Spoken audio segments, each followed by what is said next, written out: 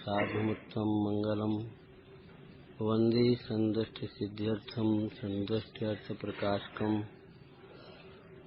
ओंकार स्वरूपाय नमः जिन्मुखोद्भूत सरस्वती देभ्यो नमः रत्नत्रय धारक निस्वभाव साधक अज्ञान तिमिर निवारक श्री गुरुवे नमः परम गुरुवे नमः परम्पराचार्य श्री गुरुवे नमः मंगलम भगवान वीरो मंगलम गौतम गणे मंगलम कुंद कुंदाद्यो जैन धर्मोष्ट मंगलम सर्वमंगल मंगलम सर्वकल्याणकारकम प्रधानम सर्वधर्माणाम जैनम जयतु शासनम मंगलमय मंगलकरण वीतराग विज्ञान नमहुता हि आते भय अरहंतादि महान रणमिगुण जुनम वीरम अनंत वर्णान दंसन सहावम मोक्षामणियम सारम केवल शुद्ध केवली भणिदम।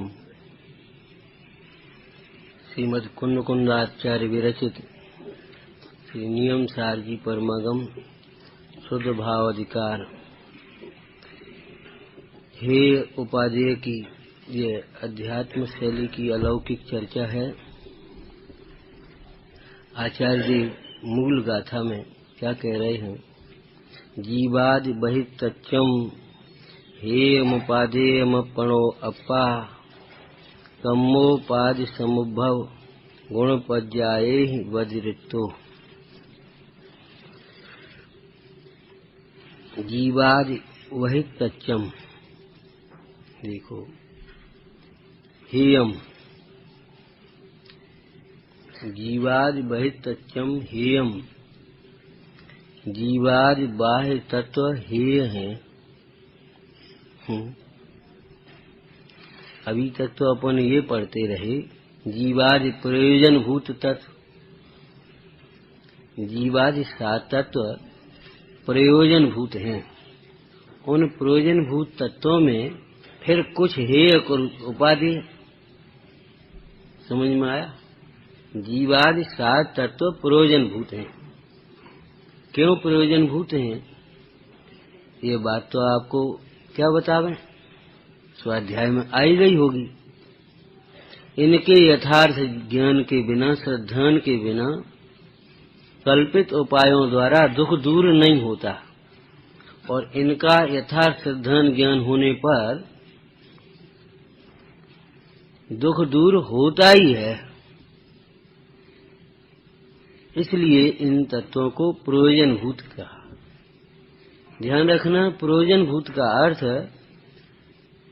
प्रयोजन जीव का है सुखी होना, और भूत माने कारण, जो सुख के कारण है वे प्रयोजन भूत हैं, ऐसा मत अर्थ कर लेना। यदि सुख के कारण है वे ही प्रयोजन भूत कहे जाएंगे तो अजीव, आश्रव और बंध ये प्रयोजन भूत नहीं होंगे।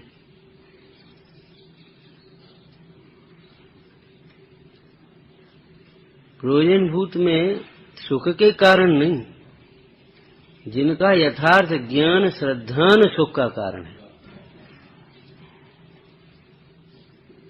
देखो, आश्रव तत्व हे है, लेकिन आश्रव का आश्रव रूप ज्ञान हेय नहीं है। आश्रव का आश्रव रूप ज्ञान वह सचमुचो तो दुख का कारण नहीं है, हेय नहीं है।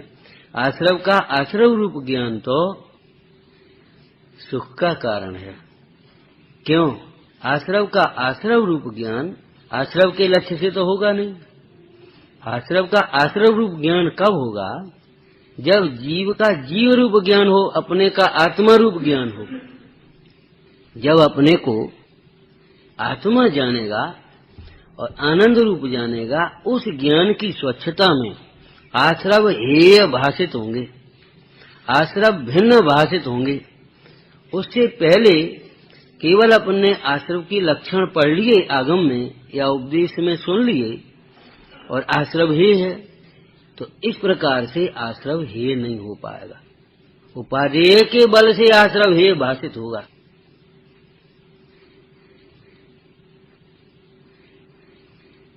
रोग दुख का कारण लौकिक में, लेकिन रोग का ज्ञान हो जाना ये तो इलाज में सहायक है।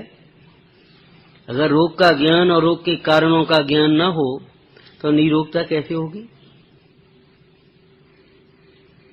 आश्रव ही हैं, दुख के कारण हैं, दुख रूप हैं, अशुचि हैं, अपवित्र हैं, ये सब बातें हैं। परंतु आश्रव का ज्ञान तत्वार्थ सूत्र में, तत्वार्थ सूत्र की पूजा ही करते हैं अपन तो।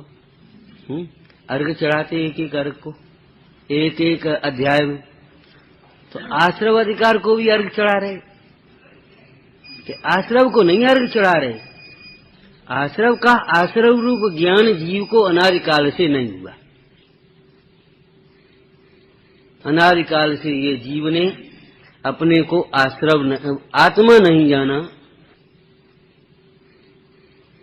तो कई बार तो ये जीव अजीव को आत्मा मानता है और थोड़ा सा वहां से उपयोग हटा तो आश्रव को आत्मा मान, आश्रव को आश्रव नहीं जानता। ध्यान रखना, अज्ञानी या मिथ्या दृष्टि केवल आत्मा को ही नहीं जानता ऐसा नहीं समझना, वह पुद्गल को भी नहीं जानता, अजीव को भी नहीं जानता, वह आश्रव और बंध को भी नहीं जानता। लोगों को खबर नहीं है कर्म किसे कहते हैं।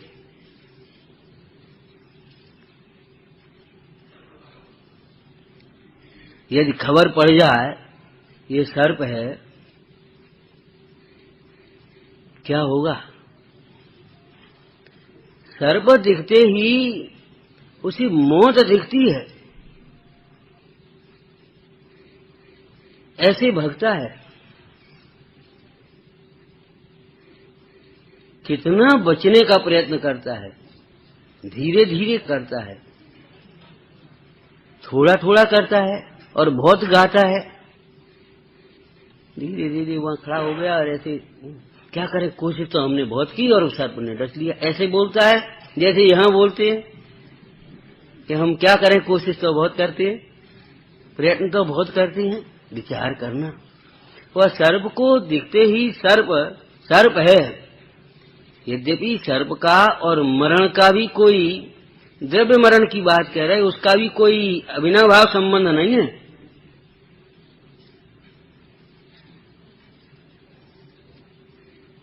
आयु पूरी नहीं हुई हो तो सर्प के डसने पर भी वो जहर निकल जाए और बच जाए, ऐसा कुछ नहीं है। आयु पूर्ण हुई और देह के वियोग का काल आया तो सर्प का डसना निमित्त है। लेकिन ये सब बातें सुनने पर भी ऐसा लगता है वो मौत आ गई और पूरे प्रयत्न से ऐसे बचता है। आपको जैसा सर्प से डर लगता है, उपदेश सिद्धांत रत्नमाला में लिखा, अरे रे देह के मोह में पड़ा हुआ यह मोही प्राणी, ये शब्द हम अपने जोड़ रहे। उस सर्प से तो डरता है जिससे एक बार मरण है, एक बार। और हम उसमें और साथ में ये कह रहे हैं एक बार भी मरण का कोई नियम नहीं है, उसका डसा हुआ बच जाए। विषधर के डसे हुए जीव की औषधि है, इलाज है, लेकिन विषयों के डसे हुए जीव की औषधि नहीं है, ये नहीं कह रहे। मोही जनों के पास तो नहीं है, औषधि तो उनकी भी है, ऐसा नहीं है कि औषधि नहीं हो, लेकिन मोही जनों के पास नहीं है, संसार में नहीं। अरे रे देह के मोह में पड़ा हुआ यह जीव विषधर से डरता है, लेकिन कुगुरु रूपी सर्प से नहीं डसता, जिसके डसा हुआ प्राणी भव भव में मरण को प्राप्त होता है। वज्रअग्नि विषधर से हैं अधिक दुखदाई ये विषय, ये पंचेंद्रिय के विषय हैं और इनका पोषण करने वाला विषय कषाय का पोषण करने वाले वे तो कुगुरु कहलाते हैं। जिन शास्त्रों में विषय कषायों का पोषण हो उन्हीं को तो कुशास्त्र कहते हैं। विषयादिक पोषक अप्रशस्त।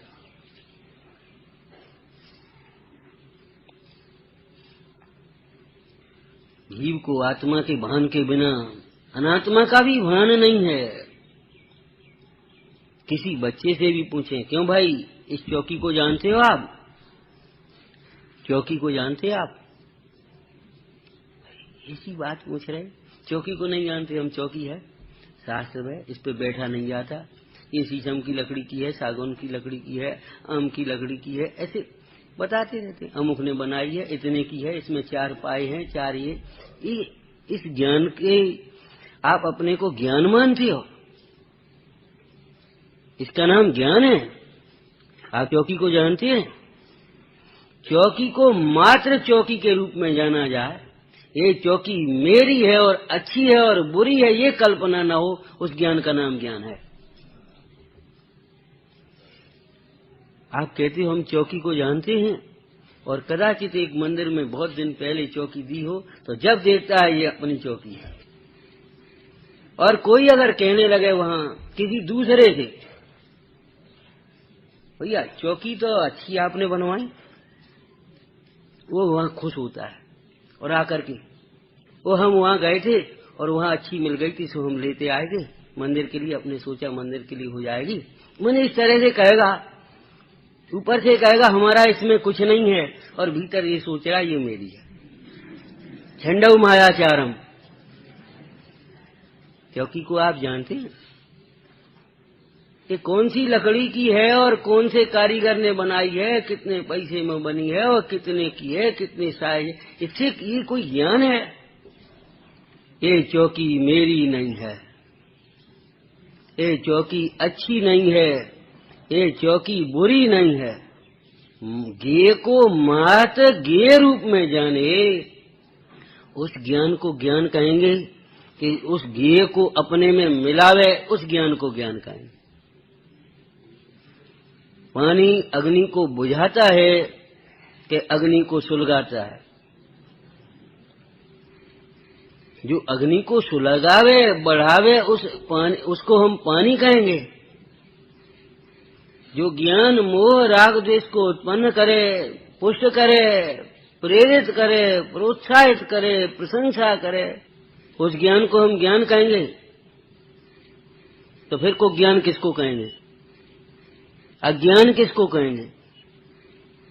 आचार्य कुंद कुंदेव कहते, जो जानता नहीं आत्म को, अनात्म भी नहीं जानता। अनात्म कहने में अजीब भी आ गया, आश्रम बंध संबंध जरा मोक्ष भी आ गए।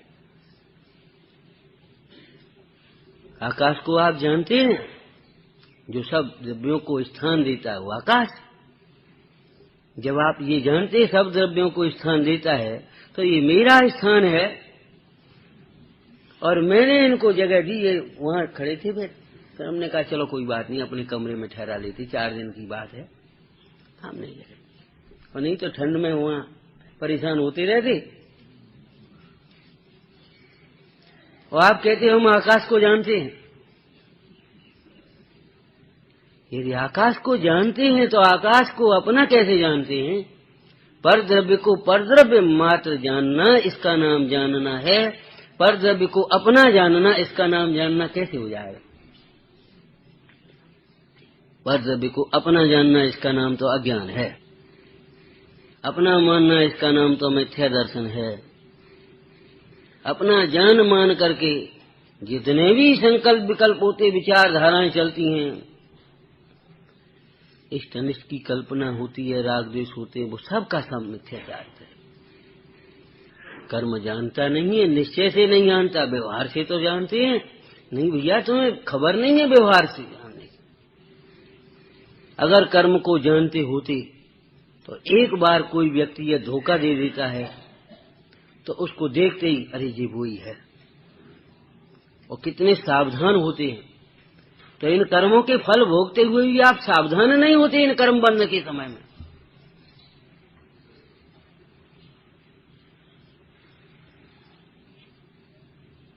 हंसी मजाक सी करते रहते हो, क्या होता है आत्मा?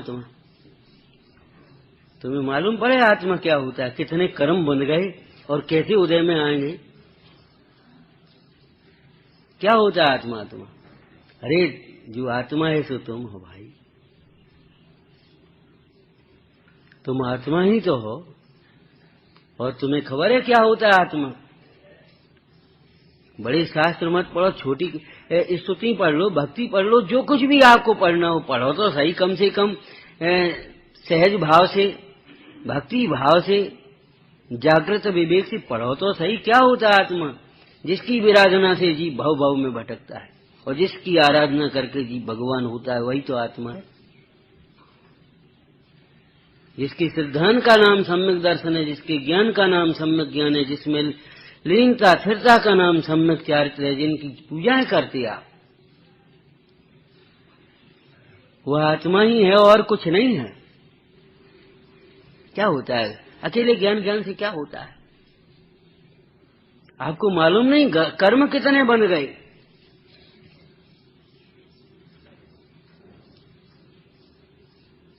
जरा पुण्य का उदय, व्यापार व्यापार से क्या होता है? पूजा वूजा क्या होती है? अभी नहीं, अभी फुर्सत नहीं। तो ये खबर है। और आप कहते हो हम कर्म को जानते हैं। क्या जानते हैं आप कर्म को? संसार परिभ्रमण का कारण कर्म, भाव कर्म भीतर का कारण है, द्रव्य कर्म अंतरंग निमित्त है और नो कर्म बहिरंग निमित्त है। संसार परिभ्रमण का कारण, दुख का कारण कर्म, आप जानते हैं? अगर जानते होते तो दुखी तो नहीं होना चाहते, फिर ये कर्म में क्यों अटके हैं? और कितने ही कर्मों को तो आपने धर्म ही मान करके बैठे, उसको कर्म मानने के लिए तैयार है। देव पूजा, गुरुपासी, स्वाध्याय, संयम, सपा, दानम चैव गृहस्थानी 60, लेकिन कौन मानने को तैयार है ये कर्म है? भैया धर्म का काम है। उस कारीगर से भी कहेंगे भैया कम ले ले, कम ले ले, धर्म का काम है। अरे हम कह रहे ज्यादा दे दो, धर्म का काम है। वो बेचारा तुमसे उसकी बड़े ही हो, कम से कम थोड़ी उदारता तुम ही बरत लो। धर्म का काम, ठीक है होगा, ये धर्म का काम है। धर्म का काम ऐसे धर्म के काम होते हैं।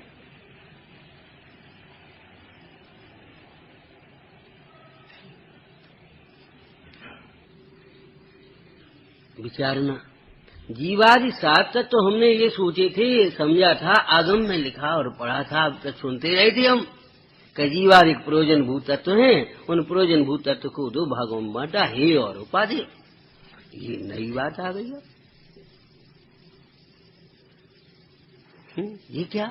जीवादि बहिर्तत्यम हेयम, जीवादिक तत्व प्रयोजन भूत है। उन प्रयोजन भूत तत्वों में आश्रव बंध हे हैं,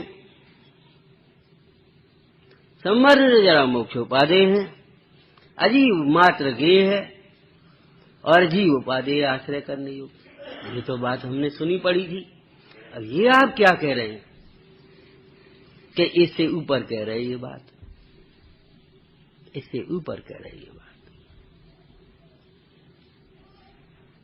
जीवादि बहिर्तत्यम हेयम, जीवादि बाह्य तत्व हे है, शुद्ध भाव अधिकार है ना। और समय सार जी में गाथा है, अहमिक को खल शुद्ध हो। 2 गाथाएं हैं ये, अहमिक को खल शुद्ध हो, एक 38वीं और एक 73वीं। अहमिक को खल शुद्ध हो, शुद्ध का क्या अर्थ किया अमृतचंद स्वामी ने? शुद्ध का अमृतचंद स्वामी ने क्या अर्थ किया 38 नंबर की गाथा में? नर नारक आदि जीव के विशेष, जिन्हें उपचार से जीव ही कहा जाता है, और अजीव आश्रव, बंध, सम्मत, नजरा, मोक्ष, और वहां पुण्य पाप, और ये व्यवहारिक नव तत्व हैं। इनसे आत्मा भिन्न है, इसलिए शुद्ध है। अब शुद्ध भाव अधिकार आ गया ना। जीवाद बहिर्तच्चम हेयम। कैसा शुद्ध है, कैसा शुद्ध है?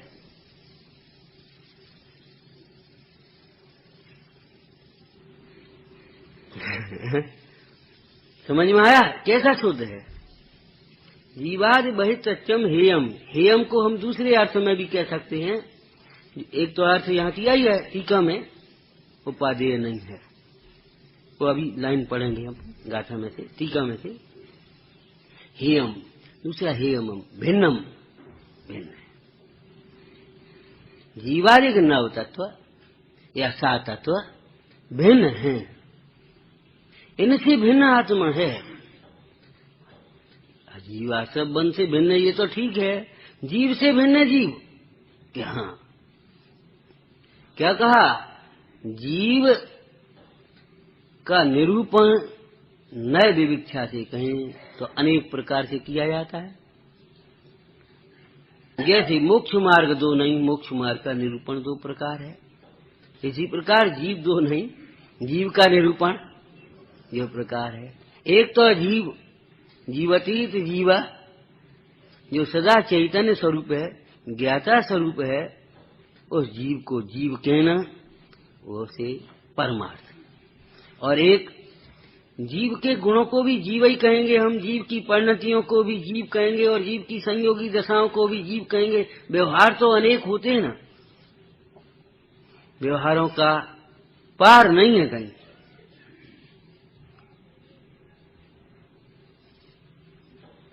एक मामा हुए तो बस उनके मित्र, पूरा गांव, इतना व्यवहार, सब मामा ही मामा। इसे भी जीव कहा। और देखो कैसी मूर्ता है, तो ये शरीर जीव के संयोग से जिंदा कहा जाता है। ये पुद्गल दो प्रकार के हैं, जिंदा और मुर्दा। ये शरीर जीव के संयोग से जिंदा कहा जाता है, और आश्चर्य ये है, ये जीव शरीर के संयोग से अपने को जिंदा मानता है। देखो कैसी उल्टी पड़ती है। ये सोचता है शरीर हुआ तो मैं जन्मा, शरीर है तो मैं जिंदा हूँ, और शरीर छूट जाएगा तो मैं मर जाऊंगा।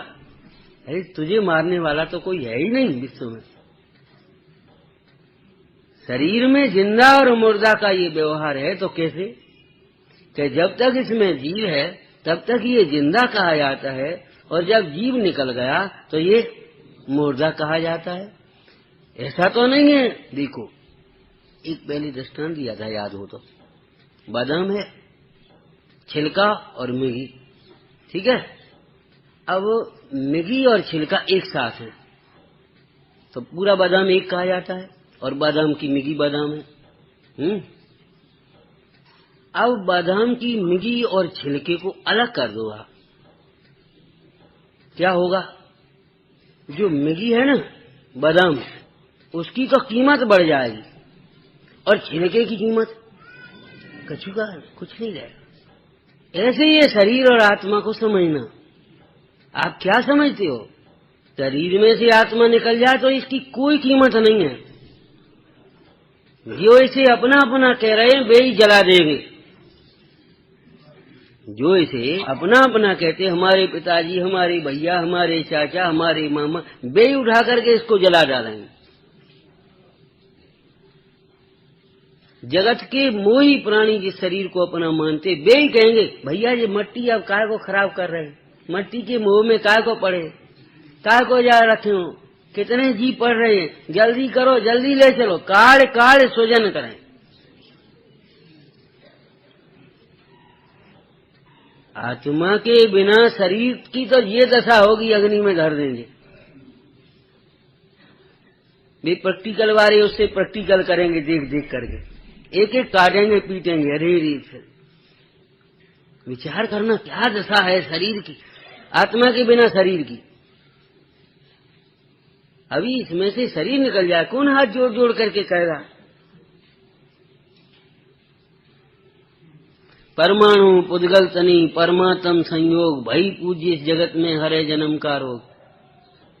इस शरीर शरीर की दशा तो आत्मा के बिना ऐसी होगी, और मालूम है शरीर के बिना आत्मा की क्या दशा होगी? आप बताओ। छिलके के बिना बादाम का क्या बिगड़ना है? उसकी तो कीमत बढ़नी है। और छिलके के बिना जब होता है तभी वह भोगने योग्य होता है। बहुत लोग कहते हैं कि आत्मा का अनुभव कैसे करें? हम बादाम कैसे खाते हो, नारियल कैसे खाते हो, समझ में ही नहीं आती। हमसे पूछ रहे, ले आए नारियल, उसकी जटा जूट अलग करी और उसको नरेटी को फोड़ी और खाने लगे। और यहाँ पूछते कैसे करें कैसे करें, यही करते रहोगे। और नो कर्म और द्रव्य कर्म और भाव कर्म को भिन्न समझो, उनको अलग करते जाओ। काय में कि जा में मिलाया है उसी में अलग करो। मिला तो है नहीं, कल भी कहा था मिला नहीं है, मिला हुआ जान ही तो लिया है। ये अपने हो थोड़ी गए, अपना मान ही तो लिया है। एक कथन आपने पढ़ा है, राजाओं को देखकर पृथ्वी हंसती है, हंसती है। न जाने कितने भूपाल हो गए अपना भूस्वामी, अपना अपना कहने वाले जाने कहाँ गए पता नहीं। आपकी है तो कब से है? 10 साल पहले खरीदी थी, तो उससे पहले किसी की, वो भी अपना कहता था। जब उसकी नहीं हुई आपकी कैसे होगी? पृथ्वी पृथ्वी की है, पृथ्वी पर नहीं। तब तो उस बालक ने अपने चाचा के लिए लिख के दिया था, कांटे से खून से निकाल करके, ये चाचा, इस पृथ्वी पर युधिष्ठिर मानधाता आदि बड़े बड़े राजा हो गए, ये पृथ्वी उनकी तो नहीं हुई, लेकिन शायद आपकी जरूर हो जाए। और उसको पढ़ करके रोना आ गया उसे, अरे मैंने क्या किया इस राज्य के पीछे, कहाँ है वो मेरा बालक?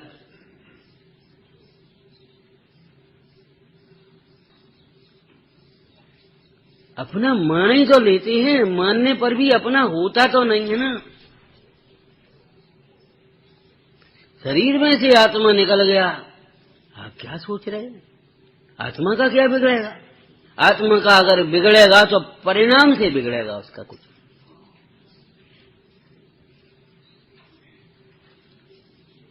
इस देह के छूटने से कुछ नहीं बिगड़ेगा। अगर तीनों शरीर चले जाएं तो ये जीव सिद्धालय में सिद्ध भगवान हो जाए, 3 लोक का पूर्ण। और मान लो ये स्थूल शरीर भी गया है और समता पूर्वक देह छूटी है, समाधि पूर्वक देह छूटी, तो आत्मा का क्या बिगड़ा? समता से जो देह तजोगे तो उत्तम गति पाओ।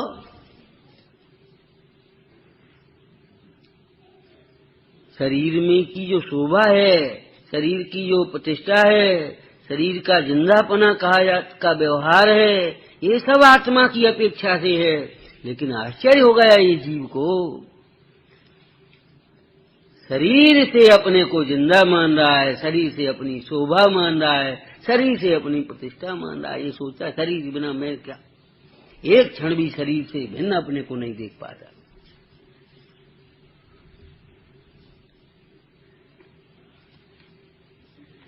कोई सुनने पढ़ने में लगता भी है तो बस कैसे देखें कैसे देखें कैसे देखें, बस यही करता रहेगा। पड़ोसी के मकान को कैसे भिन्न देख लेते, दूसरे का देख लेते हैं। एक जमीन आपने दूसरे को आज बेच दी, रजिस्ट्री कर दी, उसको कैसे दूसरे की देखने लगते हैं आप? उस कन्या का विवाह हो गया, अरे विवाह की बात तो बहुत बात की है, जन्म ही हुआ है, पराये घर की संपत्ति, उसको कैसे पराया देख लेते हो?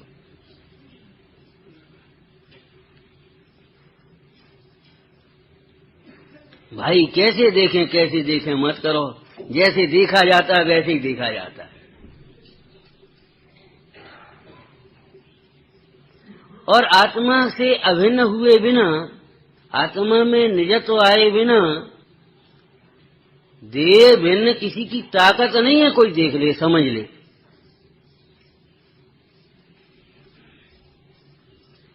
रागादिक भले हे कहता रहे, अंतर में लगा रहेगा कि मान लो आज आप सवेरे से उठे, अपने आराम से पंच परमेश्वरी भगवान का स्मरण किया और अच्छी तरह से आप नहा धोकर पूजा की, स्वाध्याय किया, दिन भर मान लो कोई क्रोधादि कसाय के प्रसंग नहीं बने, गुस्सा नहीं आई या कोई किसी से कोई और बात नहीं हुई, आप क्या कहते हो? मानने को तैयार है? हमारे क्या कहोगे आप? आज तो परिणाम बहुत अच्छे रहे। कैसे आप समझोगे ये कोई अच्छी? पद्म पुराण जी वचनिका में पंडित दौलत राम जी ने कहा, अरे वे घने प्रमादी हैं। कोई व्यक्ति उठने में आलस्य करता हो, कपड़े अपने चाय कहीं डाल दिए और नहा 4-4 दिन, तो उससे कह देते बड़ा आलसी है ये लड़का। लेकिन कोई अपने टाइम से उठता हो, सारे काम टाइम से करता हो, सारी व्यवस्थित स्थान पर सब रखता हो, और उसको कोई कहे ये आदमी बड़ा प्रमादी है, कैसा लगेगा उसको? और साहब कैसी बातें कर रहे हैं आप? जानते नहीं, वो 4 बजे उठ जाता है, 7 बजे तो पूजा को आ जाता है, उसका नियम है। किसी काम में 1 मिनट नहीं है उसका। देखो कमरा और व्यवस्था जहाँ की तहाँ चीज मिलेगी। आप कैसे कहते हो आलसी है? सारी वस्तुएं यथास्थान रख दी, उसका नाम तो आपने मान लिया, और अपनी परिणति कहाँ रखी तूने ये तो बता। 24 घंटे तू अपने को स्मरण नहीं करता एक क्षण भी। घने प्रमादी कहा, घने प्रमादी। घने शब्द का अगर अपन अर्थ कर दें तो अनंतानंदी प्रमाद कह दें, मिथ्या सहित प्रमाद। कैसा? देखो सवेरे माला फेरी, आपने पाठ किया, आप बताइए आप अपने को मान क्या रहे थे? पूजा करते समय आप अपने को मान क्या रहे थे? भोजन करते समय आप अपने को मान क्या रहे थे? इस समय आप अपन बैठे यहाँ मान क्या रहे? आपको यहाँ बैठ जाओ, मानोगे क्या आप अपने को? किसका नाम है मिथ्यात्व? मिथ्यात्व किसी व्यक्ति का नाम नहीं है, मिथ्यात्व किसी क्रिया का नाम नहीं है। मिथ्यात्व किसका नाम है? प्राप्त पर्याय में तन्मयपना। यहाँ बैठा तो मानता है वक्ता हूं मैं, यहाँ मानता है तो मान लेता है श्रोता हूं मैं, यहाँ खड़ा होता मानता है मैं पुजारी हूँ, वहां मानता है मैं व्यापारी हूँ। अब ये बताओ गया एक क्षण को भी तो तुमने नहीं माना भैया। कहाँ सावधान हुए, कहाँ उत्साहित हुए? कैसे गाफिल हो रहे हैं भाई? गाफिल न हुए भ्रात। ये मान्यता जब तक नहीं बदले तब तक ये कार्य नहीं बनेगा भाई। कैसे बदले? कोई बात नहीं, बारंबार विचार करो। आप यहाँ बैठ करके बेर बेर विचार करो। मैं श्रोता नहीं, मैं ज्ञाता स्वरूप हूँ। अगर आपको सुनते हुए ये लगे मैं ज्ञाता स्वरूप हूँ, तब तो सुनना सुनना है, नहीं तो फिर सुनना काहेगा? जो पहले मानते थे वही आप अपने को मानते रहे, और सच पूछो तो वह भी हम केवल मानते से रहे हैं, उसका भी हमने व्यवहार का निर्वाह कहाँ किया। हम श्रोता हैं तो श्रोता की कर्तव्य का कुछ ध्यान तो रखो, श्रोता के लक्षणों का कुछ। अरे यहाँ बैठे और हम मानते रहे वहां की बातें अभी तक। हम सेठ जी, हम भूल जाते हैं। कहाँ भूलते हो आप? एक क्षण को भी नहीं भूलते। ये प्राप्त पर्याय का तन्मयपना।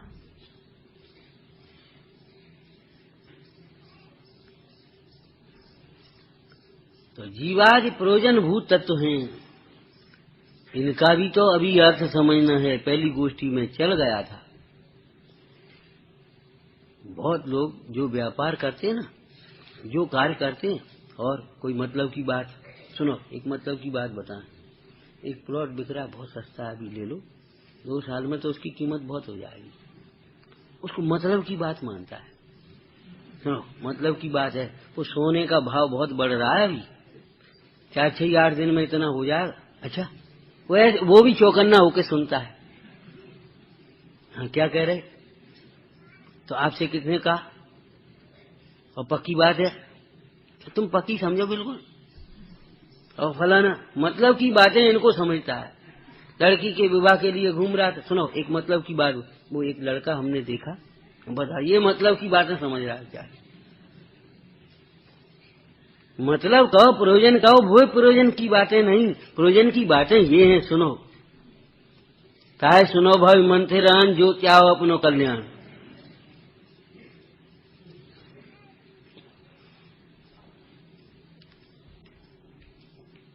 जिसे पराया मानते वो तो पराया है ही, और जिसे अपना मान बैठे वो भी पराया है भाई। ऐसे जिसे हे मानते वो तो हे है ही, पीछे लौटने की बात नहीं कह रहे। और जिसे उपादेय मान बैठे हैं, जिसे अपना मान बैठे हैं, वह भी हे है।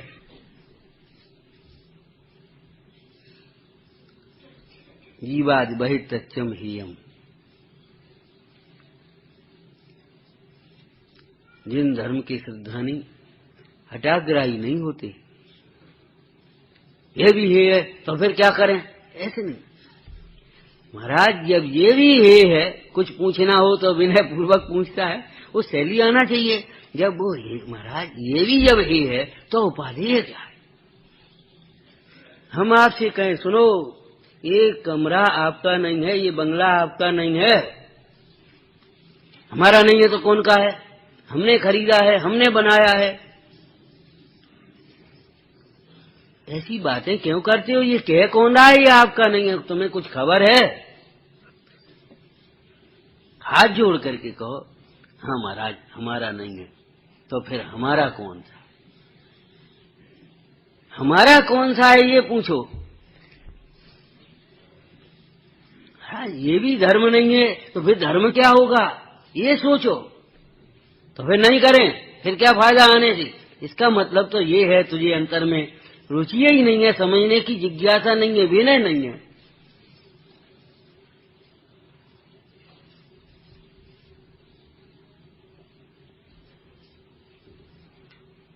टोटामल जी ने प्रयोजन लिखा है, इनमें तो अपना ही प्रयोजन भाषित होता है।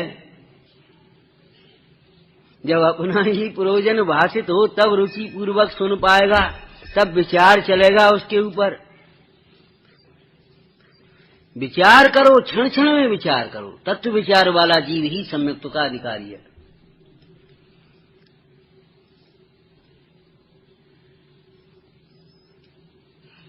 समान बुद्धि के धारकों में चर्चा करो, विशेषज्ञ से प्रश्न करो, समाधान करो, अंत एकांत में बैठ करके बारंबार विचार करो।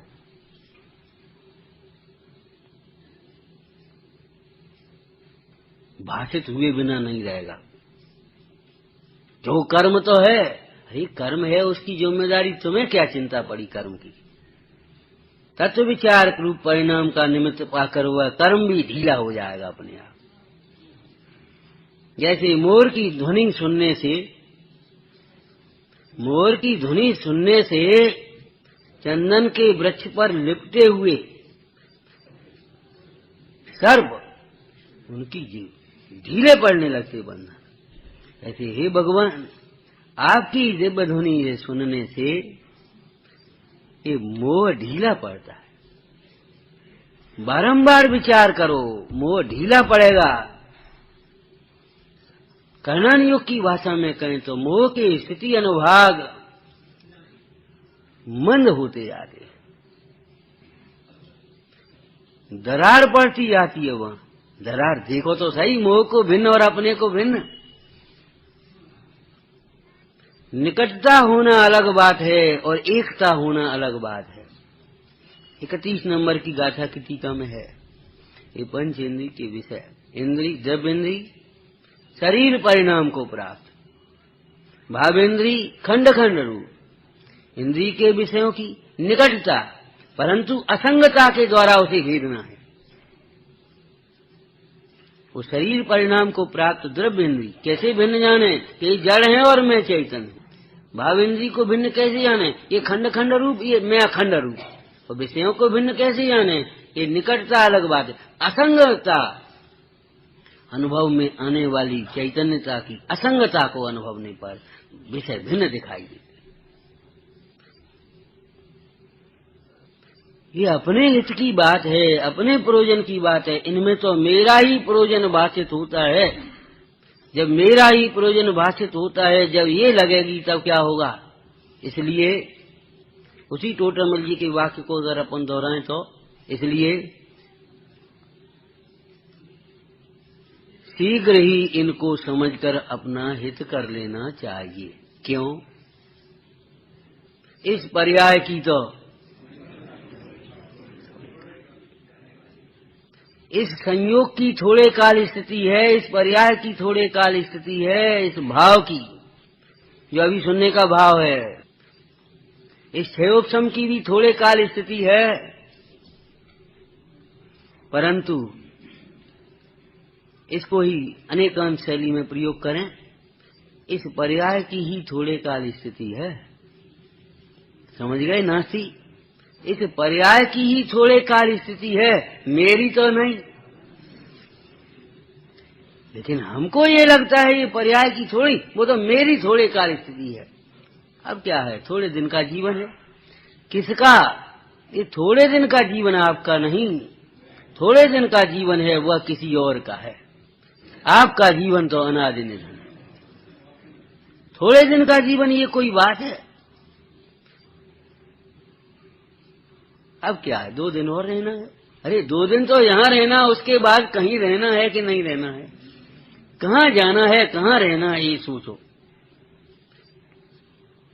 तो लिखा तो है इस पर्याय की ही थोड़ी काल स्थिति। बात ये है, ये अभी समझने का अवसर है, सब प्रकार से योग बना है और इस पर्याय की थोड़े काल स्थिति है, ऐसा कह करके पंडित जी कहना चाहते। ठीक है, कई ऐसे अभी तो गोष्ठी चलेगी तो ठीक है, परसों आएंगे। अभी तो कहीं कोई विद्वान आए गाँव में, अभी तो रहेंगे तो ठीक है, चलेंगे। नहीं, वो आज ही के लिए आए, अच्छा तो फिर चलते हैं। और अभी तो 10 दिन का कार्यक्रम है तो ठीक है, फिर सोचते हैं। इस पर्याय की तो थोड़े काल स्थिति है। कल अपन मिले न मिले कोई गारंटी नहीं है, और मिलने पर भी कल वो भाव हो या न हो कोई गारंटी नहीं।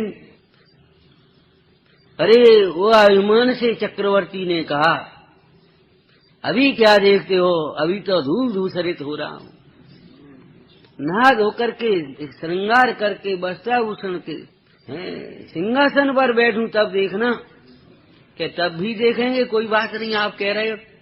और वह देव कहता है, महाराज अब वह रूप नहीं है, विकृत हो गया। कर्णान योग की भाषा से अगर अपन इसको जोड़ें तो मालूम है क्या हुआ। रूप के मान कषाय का परिणाम तीव्र होने से उदीर्णा हो गई उस रूप का, उस कर्म की उदीर्णा होती है। लिखा है, ज्ञान का अभिमान होने से ज्ञानावर्ण कर्म की उदीर्णा हुए है, तब तत्काल ज्ञान जो प्राप्त है वह भी थकित हो जा, नष्ट हो जाता।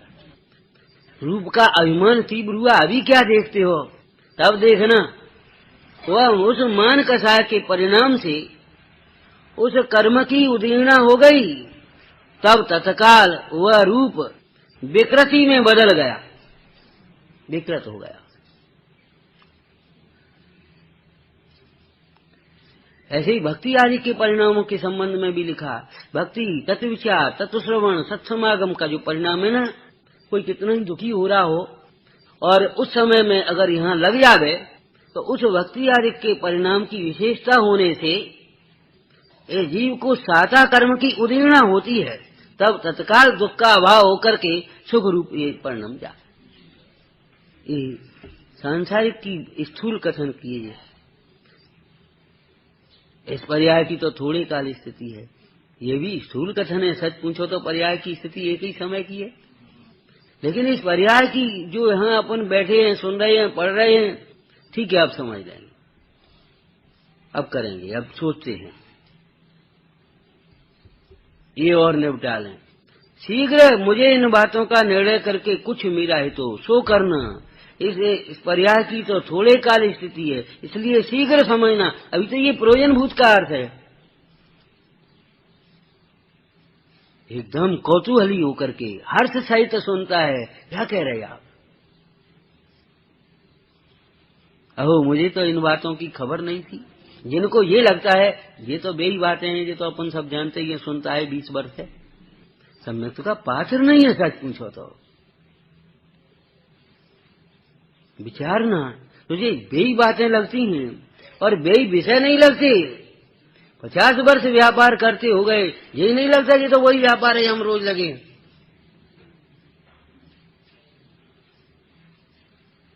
यही बेही विषय हैं जिन्हें अनंत बार भोग भोग करके छोड़ा है, जिनमें फंस करके अनंत बार दुर्गति का पात्र बना हूं, जिनमें आसक्ति के कारण से मैंने अपनी आत्म स्वभाव की विराधना करी। कैसे कैसे कर्म बांधे, कहाँ कहाँ भ्रमा, ये बेही तो विषय हैं। लौकिक में देखो कैसे भाव, ये वही आदमी है, इसने ऐसा किया था। इन परिणामों को आप नहीं पहचानते। ये मोही है, ये वही मोह है, रूप बदल करके आ गया है। सावधानी से इसे पहचानो और इससे बचो।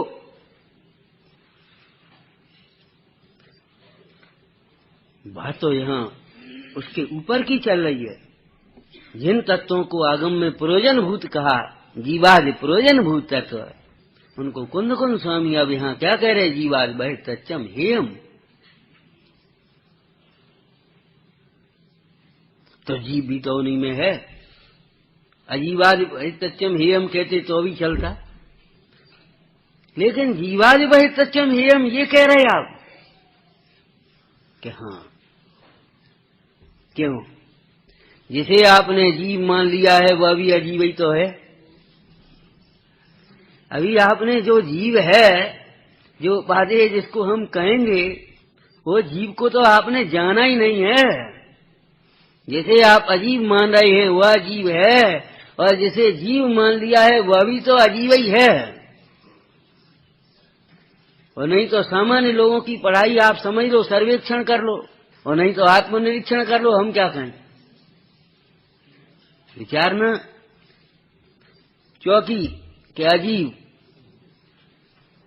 घड़ी के अजीब, मायक के अजीब, घर मकान कुर्सी ये सब अजीब, और जीव के मनुष्य आदि सोची, चीटी जीव, हाथी जीव, घोड़ा जीव, कि ये तो पुरानी हो गई पढ़ाई। हमने तो बाल बोध से छोटे से यही पढ़ा है कि ये सब अजीब हैं। इनमें जो जानने वाला है सो जीव है। हम तो सही हैं कि भाई शब्दों में तो सही हो, परंतु सच बताओ, जानने वाला अपने को मानते हैं ये जीव है सो मैं हूं, क्या किसी और को मानते हैं?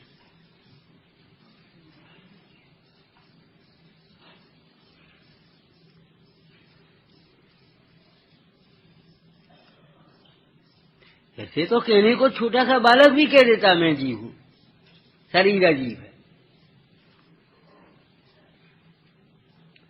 और आज मेरे सिर में बहुत दर्द है, मैं जीव हूं, शरीर अजीब है। कि हाँ, इसी की रटना लगाओ, वो दर्द भी मिट जाएगा।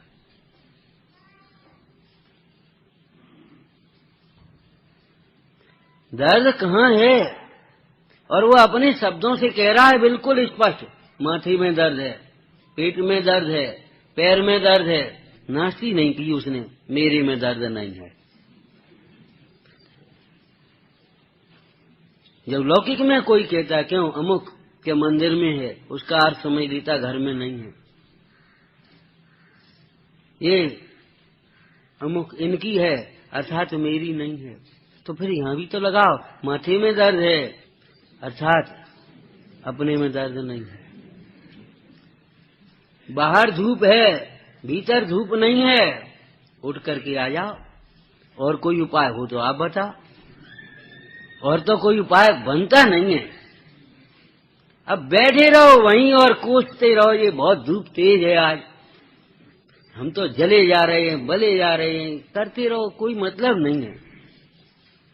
और सच बात ये है, माथे में दर्द है, माथे में तो अवस्था विशेष है, तब भर गया हो, वायु भर गई हो, या कुछ नस तन गई हो, चोट लग गई हो, वो अवस्था विशेष है। दर्द माथे में कहाँ है? तो जीव में दर्द है क्या? क्या जीव में दर्द का तो काम ही नहीं है, जीव तो आनंद स्वरूप है। तो फिर दर्द कहाँ है? दर्द तो हो रहा है। किसे हो रहा है? क्या मुझे हो रहा है? अब आप बताओ, आपने अपने को क्या माना? सच पूछो तो दर्द कहाँ है? अपने को आत्मा न जान करके माथे का लक्ष्य करने वाला मोही परिणाम, उस परिणाम में दर्द है। न दर्द जीव में है और न दर्द माथे में आत्मा पुद्गल में है।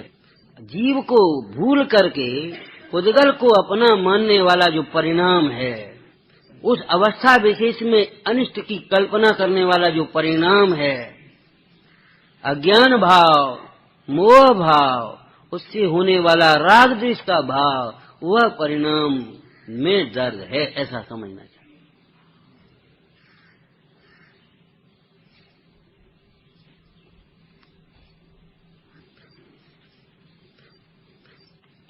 तो जीवाद बहित सत्यम ही हम, निश्चिंत मत हो जाना कि हमने समझ लिया हम अपने को जीव, हम जीव हैं। जीव हो तो बताओ कब से जीव हो? अनादिकाल से। कब तक जीव रहोगे? ठीक, बहुत सुंदर बात है। वर्तमान में जीव 3 प्रकार के होते हैं, आप जानते हो? ठेडाला में लिखा है जीव तत्व का, बहिरातम, अंतरातम, परमात्म, जीव त्रिधा है। ठीक है, लिखा है, हैं? अब आप कौन से जीव हो बताओ? आप कौन से जीव हो? वर्तमान की पूछ रहे हैं। आप विचार करो, वर्तमान में कौन से जीव हो?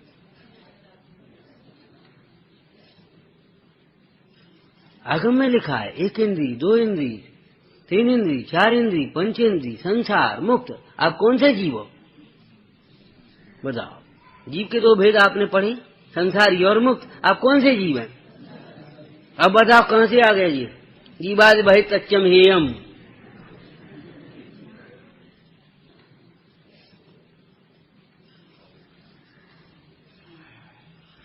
समझ में आया भैया? जीवाद बहित सत्यम हेयम, अर्थात जिसे आपने जीव मान बैठे हैं, उस जीव को भी जीव मानना छोड़ो, वो जीव नहीं है। उसके कितने प्रकार कहें, अमृत कुंद कुंद स्वामी मूल गाथा में कहते हैं, उसके हिंदी अनुवाद, दुर्बुद्धि और बहुविध आत्मा पर को कहे, वे सर्व नहीं परमार्थवादी।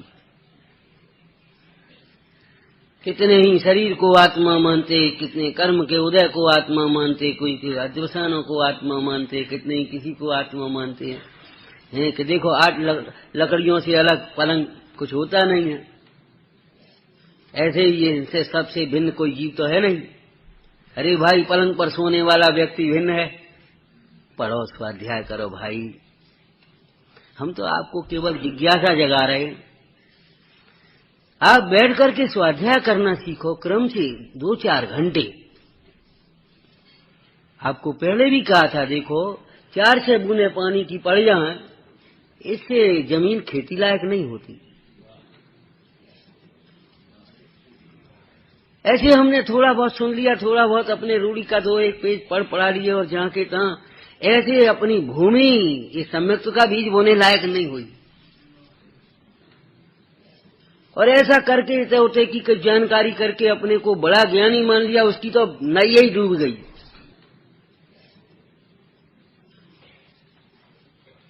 ज्ञान घन घान बुझावे, घन घान बुझावे।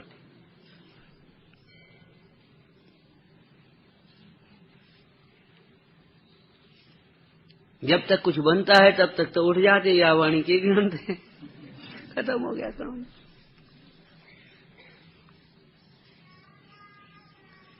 और थोड़ा बहुत रहा भी तो बस आज तो बहुत अच्छा हुआ, वो दृष्टांत बहुत अच्छा आया, बस गया काम से। ये तो साधना है, आराधना है, वो तप है, स्वाध्याय परम तप। नाविक जैसे नाव कैसे चलाता है, वो पतवार ऐसे पानी को चीरता जाता है, नाव बढ़ती चली जाती है। ऐसे इन विकल्पों को चीरते जाओ। इच्छाएं मोहोदय से उत्पन्न होती हैं, पुण्योदय प्रमाण पूरी होती हैं, लेकिन ज्ञान के उदय के बिना, ज्ञान की भावना के बिना इच्छाओं का अभाव नहीं होता। किताब है। 2-4 घंटे बैठो, स्वाध्याय करो, आचार्यों के अभिप्राय को पहचानो। स्वाध्याय करने में भी अपने अभिप्राय से शास्त्र का अर्थ मत करो भाई। अपने अभिप्राय के अनुसार वक्ता को मत सुनो।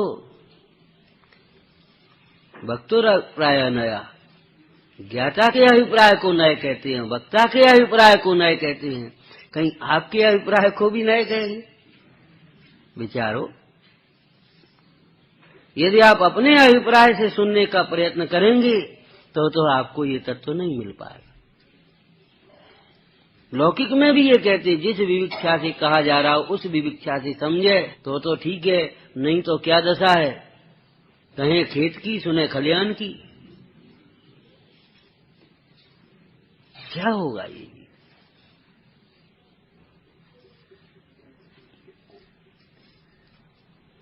जीवाद बहितच्चम हेयम, हे मत देखो उधर। अमृतचंद स्वामी ने भी एक इसी प्रकार का शब्द लिया, नैष्किंचित। कलश में आया नैष्किंचित।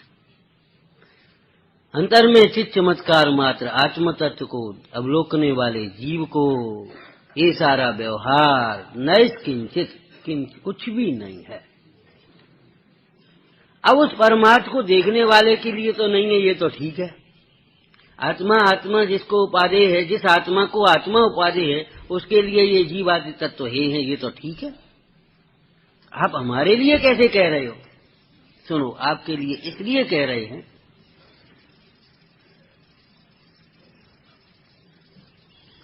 आपको सुखी होना है।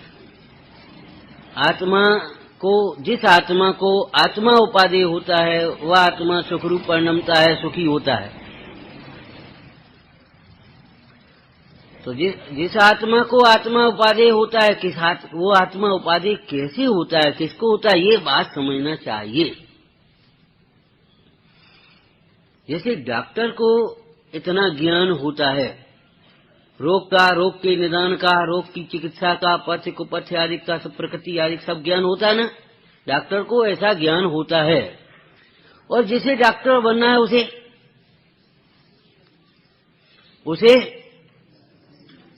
उसे अगर पुस्तक पढ़ाएं और कहें, ये तो साहब डॉक्टरों को ज्ञान होता है ऐसा कि तुम्हें डॉक्टर बनना है ना, तो तुम्हें ऐसा ज्ञान का अभ्यास करना चाहिए।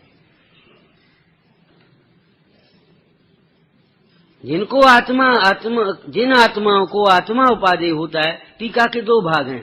एक तो कैसा है आत्मा जिसको आत्मा उपादेय है, और वो आत्मा कैसा है जो उन भगवंतों को भी उपादेय है, उन संतों को भी उपादेय है। टीका के 2 भाग हैं। तो जिन आत्माओं को आत्मा उपादेय होता है,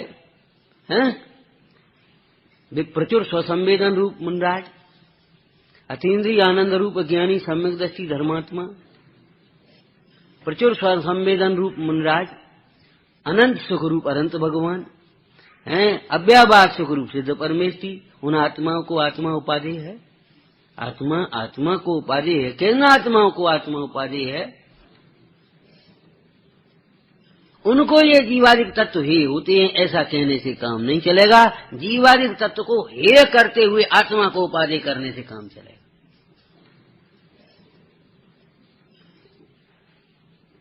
इन पदार्थों में, इन 9 पदार्थों में या इन 9 तत्वों में उपादेयपना करता हुआ, आशावादिक में भी उपादेय करता है किसी प्रकार से। बहुत लोग कहते हैं आप पुण्य को हे कहते हो, पाप हे है, पाप हे मानते हो आप। अरे पाप को भी हे कहाँ मानते हैं, उसमें तो आनंद मान करके बैठे हैं। कि यही तो हम कह रहे हैं, आप पाप को हे कहो, पुण्य को हे कैसे कहते हैं? कि हम हे क्या कहें, उपादेय क्या कहें, हम ये बताओ कि हमारा लक्ष्य आपके ऊपर है। जो हमारे सुख से वंचित करे उसे हम उपादेय कैसे कहें?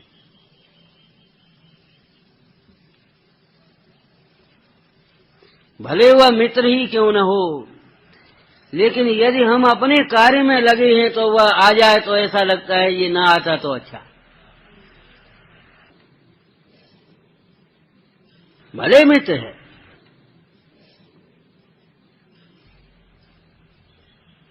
लेकिन जिस समय अपने कार्य में लगे होते हैं उस समय ये लगता है ये ना आता, ये कहां से आ गया, इसी समय आने को था। कभी कभी कह भी देते भैया अभी नहीं, अब तो क्यों विचारना। हम हे उपादेय का विवेचन किस आधार से कर रहे हैं? संयोगों के आधार से हे उपादेय का अगर अपन विचार करेंगे तो ये पुण्य हे भाषित नहीं हो सकता। इच्छाओं के आधार से, राग की पूर्ति के आधार से अगर हम विचार करने जाएंगे, शरीर के आधार से अगर विचार करने जाएंगे तो ये आपको हे भाषित नहीं हो सकता। पुण्य हे है, ये बात तब समझ में आएगी जब उपादेय की ओर से देखेंगे। आजकल नकली सोने के आभूषण बहुत बनते हैं।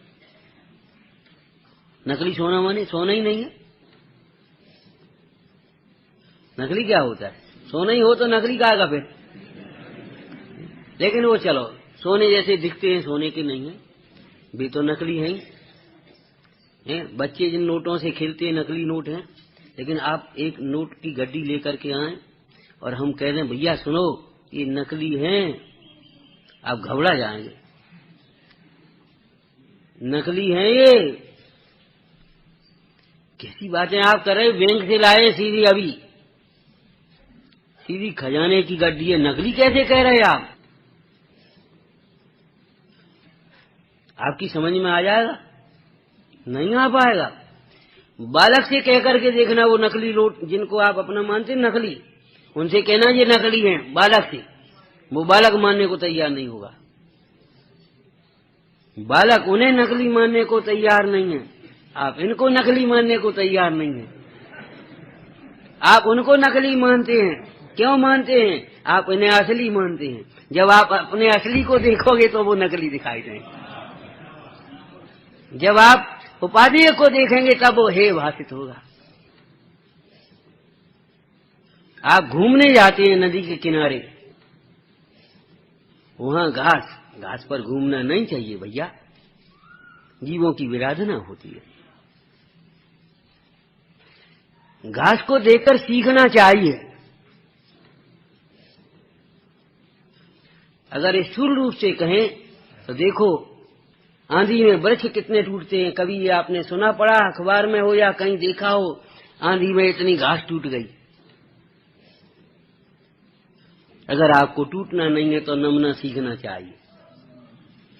अगर आप नमेंगे नहीं तो टूट जाएंगे। नमना सीखें। अभिमान से टूटता है आदमी, समाज टूटता है, परिवार टूटता है, और मालूम है क्या होता है? ये आदमी अपने से स्वयं टूटता है, इन कसायों से टूटता है। आज कसायों की तीव्रता हो गई, इसलिए समाज टूटता है, परिवार टूटते हैं। और जब परिवार भी टूटते हैं, अकेला खड़ा हुआ भी टूट जाता है आदमी के। नहीं ये बता क्या करें साहब, वो बाल बच्चे सब न्यारे हो गए और ऐसा हो गया, हम तो टूट गए बिल्कुल। वो स्वयं कह रहा टूट गए। अब तो मन नहीं लगता किसी काम में, मन लगाने लायक काम ही नहीं है। ये मन लगाने लायक काम तुमने समझा ही नहीं है कभी। कैसी बातें कर रहे हैं? घास पर घूमो नहीं, घास को देख करके सीखो, नमना सीखो। लेकिन चाहे कहीं नमना नहीं, नमने योग्य जो स्वभाव है उस स्वभाव में नमना सीखो, झुकना। कैसे सीखें? कि भगवंतों की ओर नमते हुए, भगवंतों को अपने में नमता हुआ देखकर अपने में नमना सीखो। हम तो यहाँ दृष्टांत दे रहे थे अभी घास पर चल रहे, विचार करो आपको कैसा लगता है? यहाँ तो बहुत ठंडक है, बहुत शीतलता है। आपको लगती है यहाँ तपन? उस सवेरे पर धूप, उसमें नदी के किनारे घास, आपको लगती है कोई गर्मी या तपन? उस पर पैर रखते आपको लगती है कोई तड़पन? नहीं लगती। लेकिन पानी के अंदर रहने वाली मछली अगर वहां आ जाए, उससे पूछो उस घास में कितनी तपन है। आप तो उस धूप में से आए हैं, इसलिए आपको लगता है बहुत ठंडक है यहाँ। आप उधर से देखते हैं प्रतिकूलताओं की ओर से, उन पाप के परिणामों की ओर से, इसलिए ये सब लगता है आपको, ये सब उपाधि हैं, ये तो अच्छे हैं, ये तो सुखरूप हैं। लेकिन आप अंतर की दृष्टि से देखें, आत्मा दृष्टि से देखें, तब आपको समझ में आवे कि ये भी ही है। जीवाद बहे तच्चम हेयम। अरे हे भाषित होना तो स्वानुभव में होता है। अरे स्वानुभव पूर्वक निकले हुए इन आचार्य भगवंतों के वचनों को सुनकर, समझकर, युक्ति से निर्णय करके इनका हे पने निर्णय तो करो, समझो तो सही।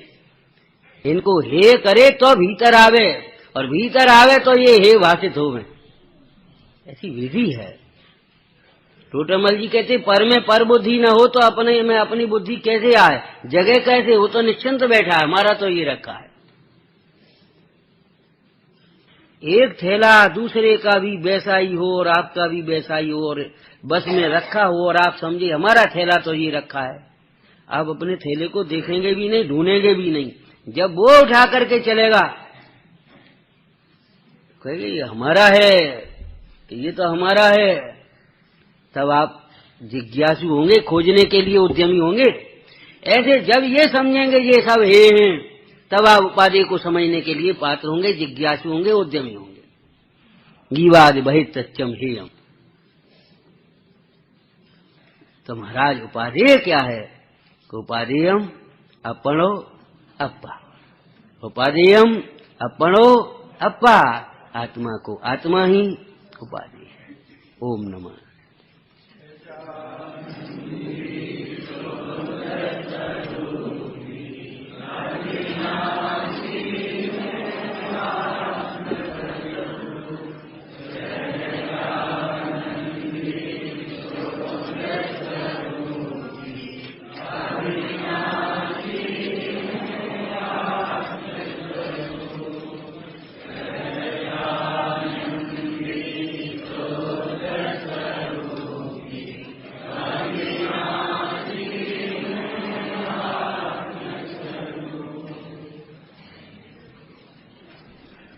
सांची तो गंगा यह वीत रागवाणी, चिन्ह धारा निज धर्म की कहानी, जाने अति